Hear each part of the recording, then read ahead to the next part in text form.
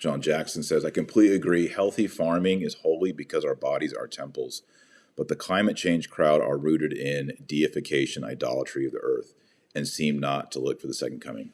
Precisely. Farming is good. It is, in a way, holy because our bodies are temple.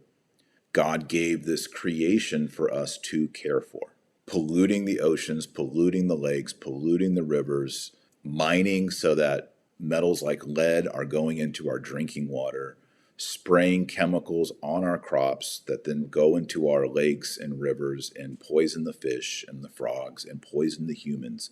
All of this is sinful. It's not just bad ecology, it's sinful.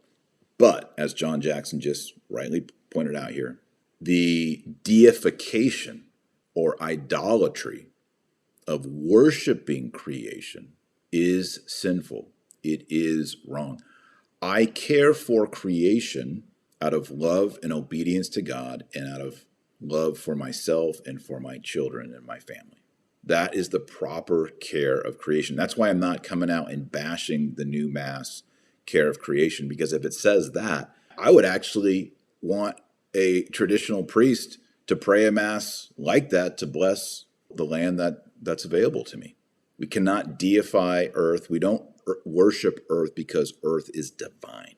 It actually should lead us, according to Romans 1, to worship God.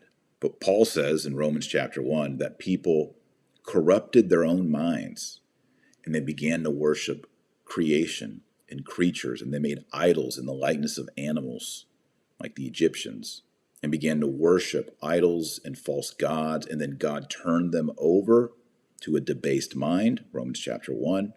And then, because they perverted their understanding of God and nature, they had a base, perverted mind. And then Paul says in Romans 1, the men were inflamed with lust for other men, and the women were inflamed in lust for other women, and they became degenerate, depraved, and unnatural.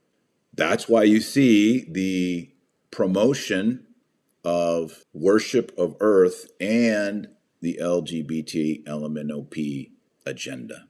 It's all written by St. Paul in Romans chapter 1.